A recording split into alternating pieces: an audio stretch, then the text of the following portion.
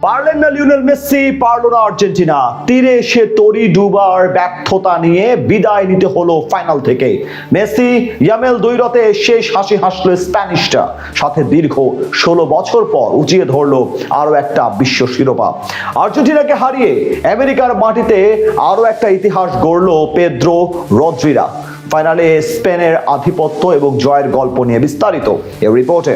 দুই দলের লড়াই হওয়ার কথা ছিল গেল ফিনালি সীমাতে, কিন্তু নানান প্রতিকূলতার কারণে আর তা হয়নি। তবে কে জানতো তাদের ভাগ্য লিখে রাখা হয়েছে বিশ্বকাপের ফাইনালে। এদিন শুরুতেই নিজেদের চিরচেনা অ্যাপ্রোচ বল দখলের দিকে মনোযোগ ছিল ইউরো চ্যাম্পিয়ন স্পেনের, সাথে আক্রমণের ধার ছিল একের পর একটি। ম্যাচের ৫ম মিনিটেই এগিয়ে যাওয়ার সুযোগ পেয়েছিল স্পেন। ডান প্রান্ত দিয়ে বল পেয়েছিলেন লামিনে ইয়ামাল। বল নিয়ে বক্সের ভিতরে ডিফেন্ডারদের ফাঁকি দিয়ে ঢুকে পড়েন তিনি। এরপর সোজা শট নেন পোস্টে, তবে সেখানে এমিলিয়ানো মার্টিনেজ ঝাঁপিয়ে পড়ে তা রুখে দিয়ে আর্জেন্টিনাকে উদ্ধার করেন। খানিক পরে আরো একবার বক্সের ভিতরে সুযোগ তৈরি করেছিলেন ইয়ামাল, কিন্তু এবার আর শট নিতে পারেননি তিনি। আগেই আটকে যায় রক্ষণের কাছে। আক্রমণের বিপরীতে একবার মিডফিল্ডের ভুলে খালি জায়গায় বল পেয়ে গিয়েছিলেন লিওনেল মেসি, তবে তার যাওয়ার আগে বলের কাছে পৌঁছে গিয়ে বল ক্লিয়ার করে দেন স্প্যানিশ গোলকিপার উনাই সিমন। 23 মিনিটে মার্কো কুকুরেলার শট প্রতিহত হয় আর্জেন্টিনার ডিফেন্ডারদের পায়ে লেগে। হাফ টাইমের মাঝের সময়টা তেমন ভাবে স্পেনের বিপক্ষে পাত্তাই পায়নি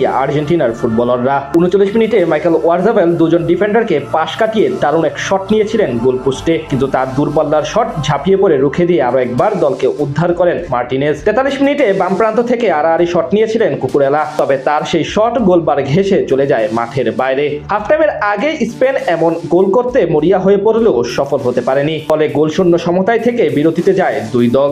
দ্বিতীয়ার্ধেও আক্রমণের ধারা অব্যাহত রাখে স্পেনের ফুটবলাররা, যদিও ফিনিশিং ব্যর্থতায় সফল হতে পারছিল না তারা। 46 মিনিটে অ্যালেক্স বায়ানের হাত ধরে আক্রমণে ওঠে তারা। সেখানে বক্সের ভিতরে শট নেন তিনি, কিন্তু সেটি রুখে দেন মার্টিনেজ। মাঝে একবার কর্নার কিক পেয়েছিল আর্জেন্টিনা, কিন্তু সেখান থেকে সফল হতে পারেনি তারা। এর মাঝে একবার ইয়েলো কার্ড দেখেন লিয়ান্দ্রো পেরাদেস। 56 মিনিটে দানি ওলমো খালি জায়গায় বক্সের ভিতরে বল পেয়ে গিয়েছিলেন, তবে তার মাটি ছোঁয়ানো ক্রস মলিনা গিয়ে ক্লিয়ার করে দেন। 64 মিনিটে অলমোর শট আটকে দেন মার্টিনেজ। ঠিক এর 3 মিনিট পর আরো একবার দলকে বাঁচান আর্জেন্টিনাই গোলকিপার। স্পেনের এমন একের পর এক আক্রমণের মাঝে দেয়াল হয়ে দাঁড়ান আর্জেন্টিনার ডিফেন্ডাররা।